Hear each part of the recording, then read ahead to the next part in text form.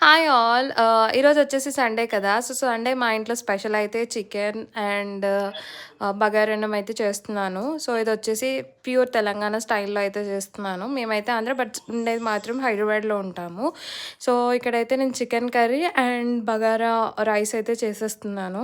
So, మా style chicken curry అనేది కొద్దిగా డిఫరెంట్‌గానే ఉంటుంది ఆంధ్ర స్టైల్.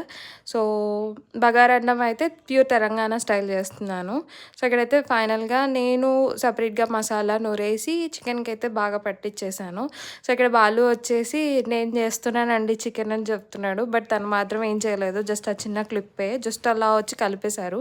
ఫైనల్‌గా అయితే ఇక్కడ బగారన్నం రెడీ అండ్ చికెన్ కూడా అయిపోయింది. సో, ఫైనల్ టేస్ట్ ఎలా ఉందయితే బాలు తిని చెప్తున్నారు.